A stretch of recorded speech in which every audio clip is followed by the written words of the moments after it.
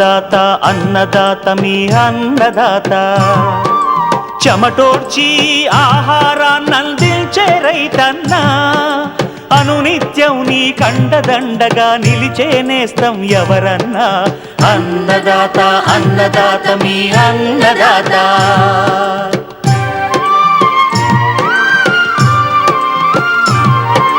నూతన రీతుల సాగుబడికి నూరింతలు పెరిగే దిగుబడికి సూచనలిచ్చే సస్య రక్షణకు పశు పోషణకి శాస్త్ర విజ్ఞానం అందించి ముందుకు నడిపే తెలుగు రైతు భారతదేశానికి మకుటం అయ్యేలా తీర్చిదిద్దే ఆశయంతో మిమ్ము మేలు కొలిపేది అన్నదాత అన్నదాత అన్నదాత మీ అన్నదాత అన్నదాత అన్నదాత మీ అన్నదాత. అన్నదాత ప్రేక్షకులకు నమస్కారం. ఈనాటి ముఖ్యాంశాలు: ఉత్తరాంధ్ర జిల్లాలో ఎల్నినో ప్రభావం, అధిగమించే మార్గాలు, శాస్త్రవేత్తతో ముఖాముఖి. పాలీహౌస్లలో టమాటా సాగు, అధిక దిగుబడికి మెలకువలు. పత్తి పైరులో రసం పీల్చే పురుగులు, సమగ్ర యాజమాన్యం. ఇంకా జై కిసాన్ వ్యవసాయ సమాచారం.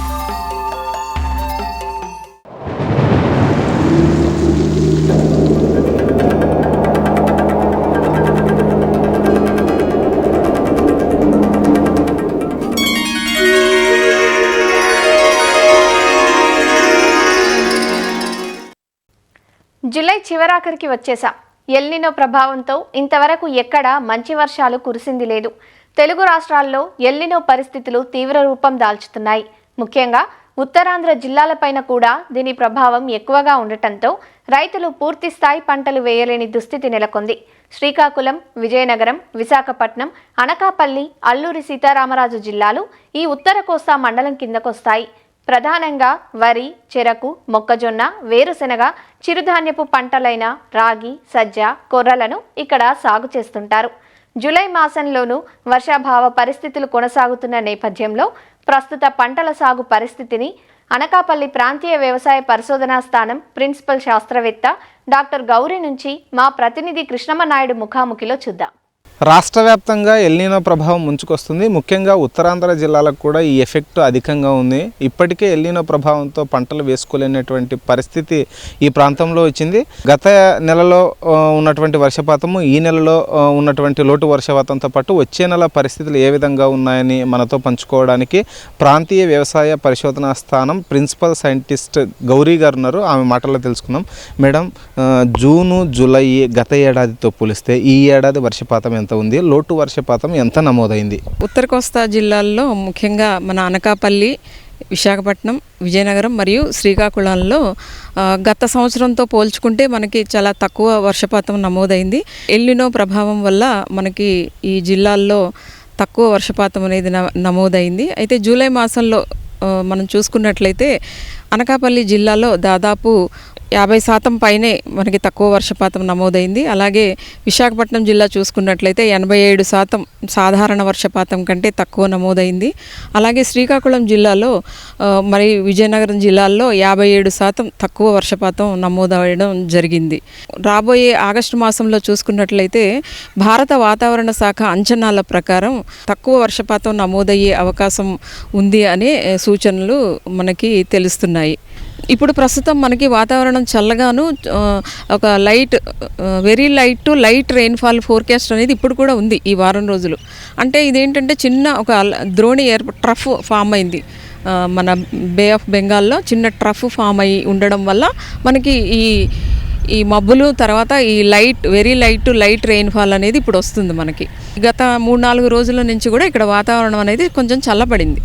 అలాగే మనకి ఈ ద్రోణి వెళ్ళిపోగానే మళ్ళీ మనకి టెంపరేచర్స్ ఎలా ఉంటాయి అనేది మనకి ప్రతి వారం వచ్చే ఫోర్కాస్ట్లో మనం తెలుసుకోవచ్చు.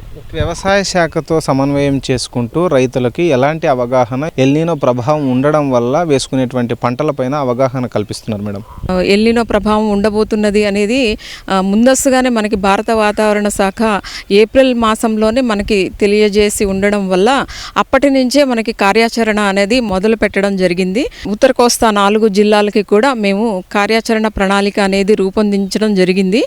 వరి ప్రధాన పంట, దాని తర్వాత మనకి మొక్కజొన్న, చెరుకు, నువ్వులు, ఇలాంటి అపరాలు ఇవన్నీ కూడా ప్రధాన పంటలు. ఇక్కడ ఎక్కువ నీరు అవసరమైన పంట మన వరి కాబట్టి ఆ వరి కూడా రైతులు మన సూచనల ప్రకారమే మధ్యకాలిక స్వల్పకాలిక రకాలను వేసుకోమని చెప్పడము, అలాగే వర్షాభావ పరిస్థితులు నెలకొని ఉంటాయి కాబట్టి చెరువులు, ట్యాంకులు, కుంటలు, తర్వాత బోరు బావుల్లో కూడా నీటి లభ్యత తగ్గుతుంది కాబట్టి ఈసారి చూసుకొని పరిస్థితులకు అనుగుణంగా మనం విత్తనాలను వేసుకోవడం అనేది ముందుగానే రైతులకు బాగా అవగాహన వివిధ ట్రైనింగ్ ప్రోగ్రాముల ద్వారా అయితేనేమి, పత్రికల ద్వారా అయితేనేమి కల్పించడం వల్ల రైతులు చాలా వరకు అప్రమత్తతతో ఉన్నారు. ఈ నీటి తడులు ఇవ్వగల అవకాశం ఉన్న బోర్వెల్స్ అవి ఉన్న చోట మాత్రమే మనం నార్మల్ వేయడం జరిగింది. ఎదవరి అనేది మనకి ఇక్కడ ఎక్కువ శ్రీకాకుళంలో ఎక్కువగా కామన్ ప్రాక్టీస్. అదేంటంటే డ్రై డైరెక్ట్ సీడింగ్ అంటాము. తర్వాత వర్షాలు పడినప్పుడు దాన్ని నార్మల్ కల్టివేషన్లోకి తీసుకోవడం జరుగుతుంది. ఎల్నినో ప్రభావం వల్ల వర్షాలు పడడం తక్కువే కావడంతో పాటు మరొకటి ఏంటంటే గాలిలో తీవ్రత ఎక్కువగా ఉంటుంది, వేడి శాతం కూడా ఎక్కువగా ఉంటుంది. దీనిపైన రైతులకు ఎలాంటి అవగాహన కల్పిస్తున్నారు? ఎందుకంటే పంటకి విపరీతమైనటువంటి వేడి తగలడం వల్ల కూడా ఈ ఎవరైతే బోర్లు కానీ లేదా కాలువల ద్వారా నీటిని వినియోగించుకొని పంటలు పండించుకునేటువంటి వారికి ఎంత నీరు ఆ పంటలకు పెడుతున్నారు, ఎంత వినియోగం జరుగుతున్న దానిపైన కూడా ఒక అవగాహన ఉండదు. దానిపైన కూడా ఎలాంటి సూచనలు, సలహాలు ఇస్తున్నారు? ఎల్నినో ప్రభావం వల్ల ఏంటంటే 2 రకాల పరిస్థితులు ఏర్పడవచ్చు. మనకి వర్షాభావ పరిస్థితులు ఎక్కువగా వస్తూ గాలిలో మనకి ఉష్ణోగ్రత కూడా పెరుగుదలలు అనేవి కనిపిస్తున్నాయి. ఈ హీట్ స్ట్రెస్ని అధిగమించడానికి అవకాశం ఉన్న చోట్ల మనకేంటంటే మల్చింగ్ అంటాం. అనకాపల్లి ప్రాంతాల్లో చెరుకు అనేది ఎక్కువ సాగు అవుతుంది. చెరుకు నాటుకున్న వెంటనే మనం ఎకరానికి 1.25 టన్ను చెరుకు చెత్త చొప్పున పల్చగా కప్పుకున్నట్లయితే అది మల్చిగా పనిచేస్తుంది, తేమ ఆరిపోకుండా ఉంటుంది, ఈ పీక పురుగు ఇలాంటి పురుగుల ఉధృతి కూడా రాకుండా ఉంటుంది. ఎల్నినో ప్రభావం వల్ల లోటు వర్షపాతమే కాకుండా ఈ సెప్టెంబరు, నవంబరు మాసాల్లో అధికంగా తుఫాన్లు పడేటువంటి అవకాశం ఉందని కూడా ఒక అంచనా వేస్తున్నారు శాస్త్రవేత్తలు. దీనిపైన మీ దగ్గర ఉన్నటువంటి సమాచారం ఏంటి? ఆ సందర్భంలో ఆ నెలల్లో ఈ ఏదైతే వేసినటువంటి పంటలు ఉంటాయో చేతికి వచ్చేటువంటి సమయము తుఫాన్ల పైన ఎలాంటి సూచనలు ఉన్నాయి మేడం మీ దగ్గర? విశాఖపట్నంలో తుఫాను హెచ్చరికల కేంద్రం, సైక్లోన్ వార్నింగ్ సెంటర్ అనేది ఉందండి. మన బే ఆఫ్ బెంగాల్లో అల్పపీడనం మొదలైనప్పటి నుంచి మనకి వాళ్ళు అప్రమత్తత క్రియేట్ చేస్తూ ఉంటారు.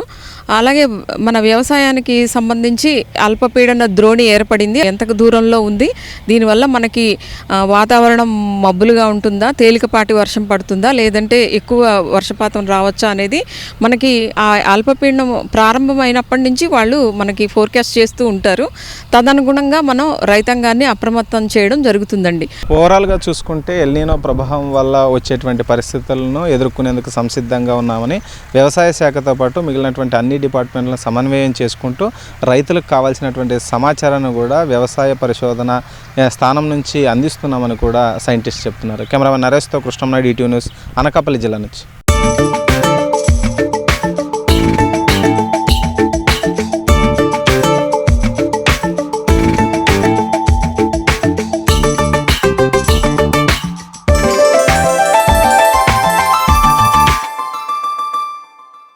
ఉభయ తెలుగు రాష్ట్రాల్లో సాగయ్యే వాణిజ్య పంటల్లో ప్రధానమైనది పత్తి. ప్రస్తుతం పైరు సాగు చేసిన ప్రాంతాన్ని బట్టి 30 నుంచి 40 రోజుల దశలో ఉంది. మారుతున్న వాతావరణ పరిస్థితులు పత్తికి ఇబ్బందికరంగా మారాయి. అడపాదడపా కురుస్తున్న వర్షాలు, బెట్ట పరిస్థితులు మార్చి వస్తుండడంతో రసం పీల్చు పురుగుల దాడి పంటపై కనిపిస్తోంది. సహజంగానే బీటీ పత్తి రసం పీల్చు పురుగులకు త్వరగా లొంగిపోతుంది. ముఖ్యంగా పచ్చదోమ, తెల్లదోమ, పేనుబంక, పిండి నల్లి, తామర పురుగులు పైరు మొలకెత్తినప్పటి నుంచి కోత వరకు అన్ని దశల్లోనూ ఆశించి నష్టపరుస్తుంటాయి.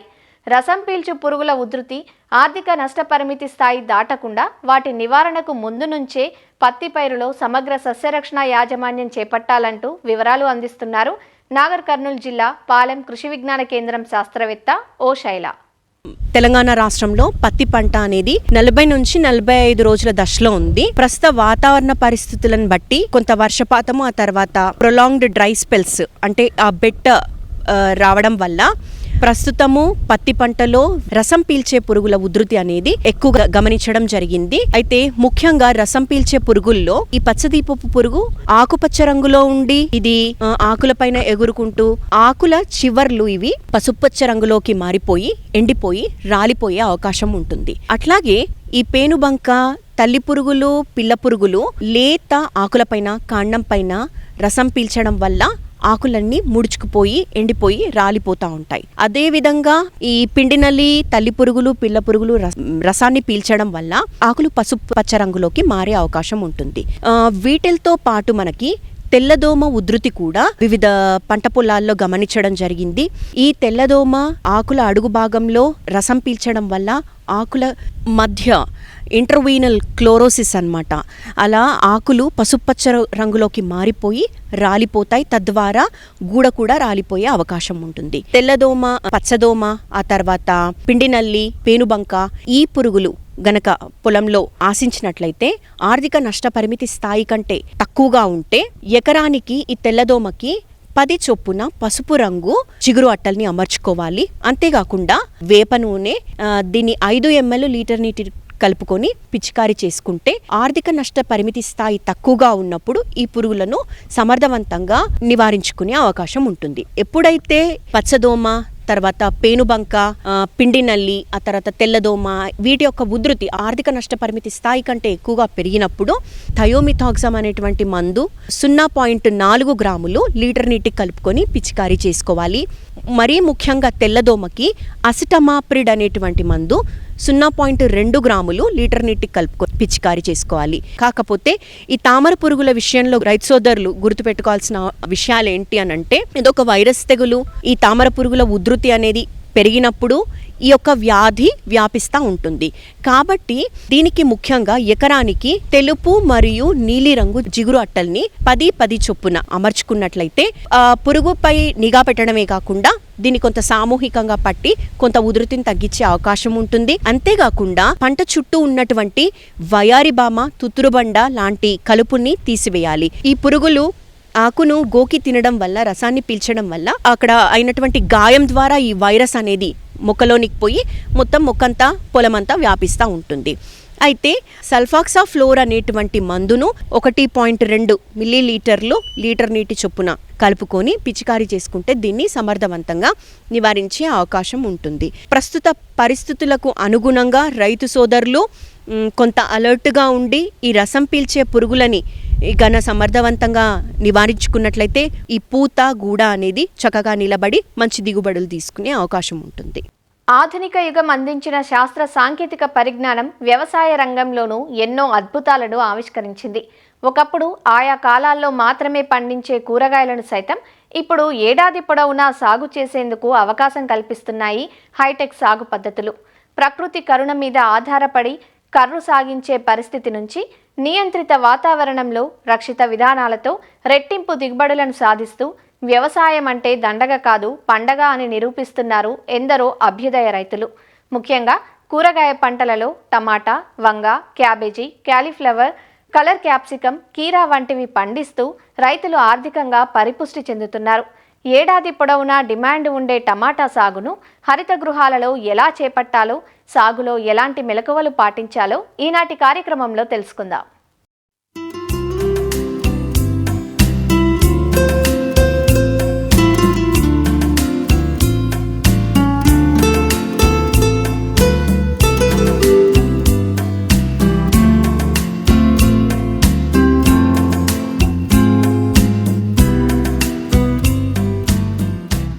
ఏళ్ల తరబడి సాగుతున్న సంప్రదాయ సాగు విధానాలతో వ్యవసాయం లాభసాటిగా ఉండటం లేదన్నది సగటు రైతు ఆవేదన. గత దశాబ్ద కాలంలో రైతులకు పాలీహౌస్లలో పంటల సాగు లాభసాటిగా మారింది. ప్రభుత్వ రాయితీలను వినియోగించుకుని లక్షల ఖరీదు చేసే నిర్మాణాలను ఏర్పాటు చేసుకుని కూరగాయలు, పూలు, అధిక వాణిజ్య విలువలున్న పంటల్ని పండిస్తూ మంచి నికర ఆదాయాన్ని సొంతం చేసుకుంటున్నారు. హరిత గృహాల కింద సాగు చేసే కూరగాయల పంటల ఎంపిక అనేది గృహాల నిర్మాణం, పరిమాణం, ఆ పంట దిగుబడి, ఆర్థిక అంశాల మీద ఆధారపడి ఉంటుంది. ఈ నిర్మాణాలలో అన్ని రకాల పంటల్ని సంవత్సరం పొడవునా సాగు చేసుకునే అవకాశం ఉంది. ముఖ్యంగా నియంత్రిత వాతావరణంలో పండించే ఉత్పత్తులు నాణ్యంగా ఉండడంతో వీటికి మంచి ఆదరణ ఉంది. హరిత గృహాలలో టమోటా సాగును చేపట్టే రైతులు ముందుగా రకాల ఎంపికపైన దృష్టి సారించాలి. కాయ పరిమాణం, ఆకారం, రంగు, చీడపీడల్ని తట్టుకునే లక్షణాలతో పాటు ఎక్కువ కాపునిచ్చి అధిక దిగుబడులనిచ్చే హైబ్రిడ్ రకాలను సాగుకు ఎంచుకోవాలి. టమోటాలో DARL 303, HT6, sun 764, NS 1237, 4130, Naveen NTT 5, 120, Pusa Divya వంటి రకాలు సాగుకు అనుకూలంగా ఉన్నాయి.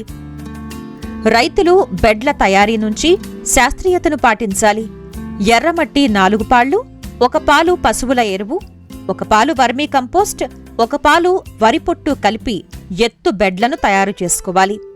ఒక్కో బెడ్డు ఎత్తు 35 సెంటీమీటర్లు ఉండేలా 2 బెడ్ల మధ్య దూరం 1.5 అడుగు ఎడంతో కాలిబాటలు ఏర్పరచుకోవాలి. బెడ్లను సోలరైజేషన్ చేసుకోవడం ద్వారా నేల నుంచి ఆశించే తెగుళ్లను అదుపులో ఉంచవచ్చు. 25 నుంచి 30 రోజుల వయస్సున్న ఆరోగ్యవంతమైన నారును ఈ బెడ్లపై వరుసల మధ్య 60 సెంటీమీటర్లు, వరుసల్లో మొక్కల మధ్య 45 సెంటీమీటర్ల ఎడంతో నాటుకోవాలి. ఈ సాగు విధానంలో కలుపు సమస్య తక్కువగా ఉంటుంది. ఒకవేళ కలుపు కనిపించినట్లయితే కూలీలతో తీయించాలి. నీటి యాజమాన్యమంతా డ్రిప్ పారుదల క్రిందే జరుగుతుంది. కాబట్టి సూచించిన పోషకాలను ఫర్టిగేషన్ విధానంలో అందించటం మంచిది. 19-19-19 కాల్షియం, అమ్మోనియం నైట్రేట్, పొటాష్ వంటి ఎరువుల్ని క్రమం తప్పకుండా అందించాలి.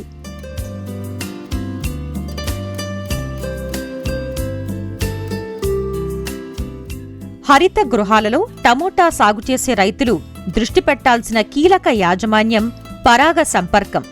సాధారణంగా టమోటాలో ఎక్కువగా స్వపరాగ సంపర్కం జరుగుతుంది. కానీ నియంత్రిత వాతావరణంలో సాగును చేపట్టినప్పుడు గాలి ప్రసరణ తక్కువగా ఉంటుంది. కాబట్టి కూలీలను ఉపయోగించి పాలినేషన్ చేయించుకోవాలి. ఉదయం 8 గంటల నుంచి 9 గంటల వరకు తలుపును తెరిచి ఉంచటం ద్వారా తేనెటీగలు లోపలికి ప్రవేశించి కొంతవరకు సంపర్కం జరుగుతుంది. వైబ్రేటర్లను ఉపయోగించటం ఒక పద్ధతైతే, కూలీలను ఉపయోగించి కొమ్మలను కదిలించటం మరో పద్ధతి. పాలీహౌస్లలో 35 డిగ్రీల ఉష్ణోగ్రత, తేమ శాతం 60 ఉన్నప్పుడు మొక్కల పెరుగుదల ఆశాజనకంగా ఉంటుంది. ఉష్ణోగ్రతల్ని అనుసరించి పాలీహౌస్ లోపల వాతావరణాన్ని నియంత్రించాల్సి ఉంటుంది. మొక్కలు నాటిన నెల రోజులకు కొమ్మలు క్రింద పడిపోకుండా దారాలను ఉపయోగించి స్టేకింగ్ చేయాలి. ఈ విధంగా చేయటం వల్ల కాయలు నేలకు తాకకుండా ఉండి ఉత్పత్తులు నాణ్యంగా ఉంటాయి.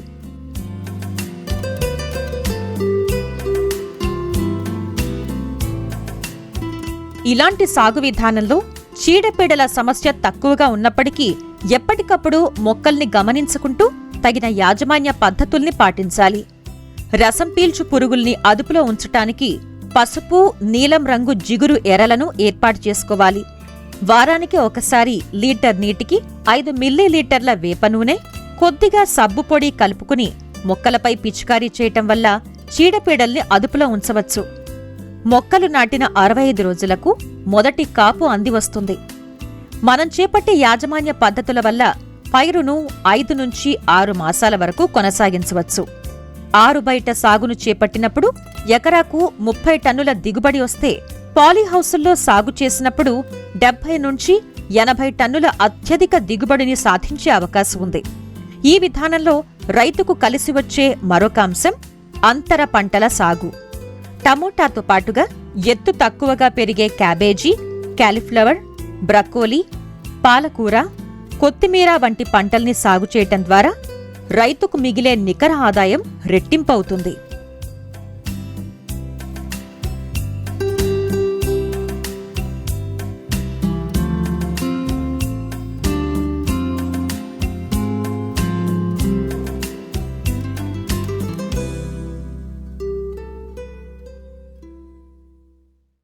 వ్యవసాయ సమాచారం ఇప్పుడు జై కిసాన్లో చూద్దాం.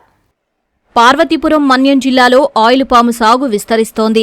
కొన్ని ప్రాంతాల్లో ఏళ్లుగా రైతులు ఆయిల్ పాము సాగు చేపడుతూ ఆదాయాన్ని ఆర్జిస్తున్నారు. జిల్లాలోని సాలూరు మండలంలో దాదాపు 6,600 ఎకరాల్లో ఆయిల్ పాము సాగవుతున్నట్లు అధికారులు చెబుతున్నారు. ధర ఆశాజనకంగా ఉండటం, ప్రభుత్వం సైతం సాగుకు రాయితీలను అందిస్తూ ఉండటంతో రైతులు ఈ పంటపై ఆసక్తి చూపుతున్నారు. గత 30 సంవత్సరాల నుంచి మేము పామాయిల్ చేస్తున్నాము. పామాయిల్ మొక్కలు వేసిన తర్వాత దాంతో అంతర పంట కింద అరటి వేసుకుంటే 3 సంవత్సరాల పాటు మొక్కకి నీరుకి కానీ నీడకు కానీ ఇబ్బంది లేకుండా మొక్క బాగా పెరుగుతుంది. దాని తర్వాత 4-5 సంవత్సరాల్లోని గెల్ల రావటం ప్రారంభం అవుతాయి. 6వ సంవత్సరం నుంచి ఎకరానికి 10 టన్నుల చొప్పున దిగుబడి వస్తుంది.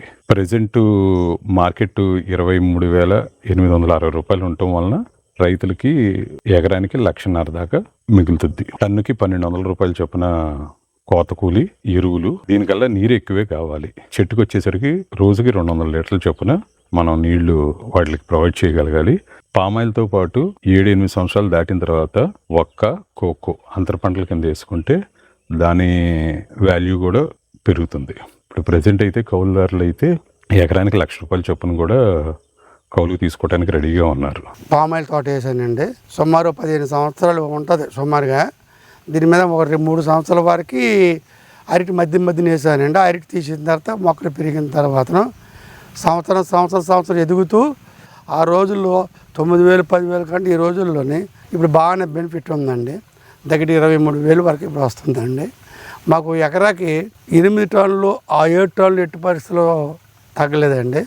7-8 టన్నుల వల్ల సుమారు 6 లక్షల వరకు వస్తుంది. పెట్టుబడి మాత్రం 2 లక్షల వరకు అయిపోతుందండి. మాత్రం ఈ పామాయిల్ తోట వల్ల నాకు బెనిఫిట్ ఉందండి. రాధిక వాళ్ళకి మేము ఇచ్చామండి. రాధిక అగ్రిమెంట్ ఇది. పేమెంట్ మాత్రం 15 రోజులకు వస్తుంది, ఒకసారి 20 రోజులు పడుతుందిలేండి. పేమెంట్లు మాత్రం లోటు లేదు. నేను 4 ఎకరాలు వేసుకున్నాను. ఎకరాకి 8 టన్నుల చొప్పున వస్తున్నది. టన్నుకి 23,800 రూపాయలు పెరిగింది. ఈ పెరగడంతో నాకు ఎకరాకి 35,000 రూపాయలు ఖర్చు పోగా 75,000 రూపాయలు మిగులుతున్నది. ఆయిల్ పాము నాటిన 4 ఏళ్లకు దిగుబడి చేతికి వస్తుంది కాబట్టి అప్పటి వరకు అంతర పంటలు సాగు చేసుకునేందుకు ఎకరాకు 2,100 చొప్పున 4 సంవత్సరాల ప్రోత్సాహకాన్ని అందిస్తున్నట్లు ఉద్యాన శాఖ అధికారులు తెలియజేశారు. నీటి వసతి ఉన్న రైతులు ఇటు దిశగా అడుగులు వేయాలంటూ సూచిస్తున్నారు. ప్రస్తుతం సాలూరు మండలంలో ఆయిల్ పామ్ 6,600 ఎకరాల్లో సాగులో ఉంది. అయితే నీటి వస్తున్న రైతులందరూ కూడా వరి, మొక్కజొన్న తదితర పంటల నుంచి పామాయిల్ వైపుకి మారాలి. ఎందుకు పామాయిల్ సాగు చేసుకోవాలి అంటే ప్రతి పంట కూడా రైతు వేసేటప్పుడు ముఖ్యంగా చూసేది మార్కెట్ ధర ఉందా లేదా అనేది. అయితే ఈ పామాయిల్కి కేంద్ర ప్రభుత్వమే ధర నిర్ణయిస్తుంది కాబట్టి మనకి గిట్టుబాటు ధర లేదు అన్న సమస్య అయితే లేదు. కాబట్టి పామాయిల్ వైపు నీటి వస్తున్న రైతులు ఖచ్చితంగా సాగు చేయాలి. మొదటి 4 సంవత్సరాల్లో మనకి దిగుబడి రాదు కాబట్టి ప్రభుత్వమే ఈ 4 సంవత్సరాల్లో కూడా ఎకరాకి 2,100 చొప్పున ప్రోత్సాహకాలు ఇస్తుంది. పామాయిల్ అంతర పంటగా అరటి కానీ, కూరగాయలు, పసుపు, అల్లం, పెసర, మినుములు లాంటి అంతర పంటలు వేసుకోవడానికి కూడా ఎకరాకి 2,100 చొప్పున సబ్సిడీ ఇస్తుంది. 10 టన్నుల వరకు కూడా దిగుబడి వస్తుంది. ఈ విధంగా మనకి ఎప్పుడూ లేనంతగా టన్ను 23,860 రూపాయలుగా ఉంది. కాబట్టి మనకి 10 టన్నులు వచ్చే ఎకరా తోట నుంచి 2,30,000 వరకు కూడా మనకి ఆదాయం వస్తుంది. ఇందులో పెట్టుబడి ఖర్చులు ఒక 60,000 తీసేయగా 1,60,000 వరకు కూడా రైతుకి నికర ఆదాయం వస్తుంది. ఇలాగే ఒక 5 సంవత్సరాలు దాటిన పెద్ద పామాయిల్ తోటల్లో కోకో కూడా అంతర పంటగా వేసుకోవచ్చు. ఈ విధంగా కోకో వేయడం వలన మనకి 70,000 నుంచి 80,000 అదనపు ఆదాయం కూడా రైతు పొందవచ్చు. ఇప్పుడు సాలూరులో చాలా వరకు కూడా మనకి రైతులకి పామాయిల్ సాగు పైన అవగాహన ఉంది.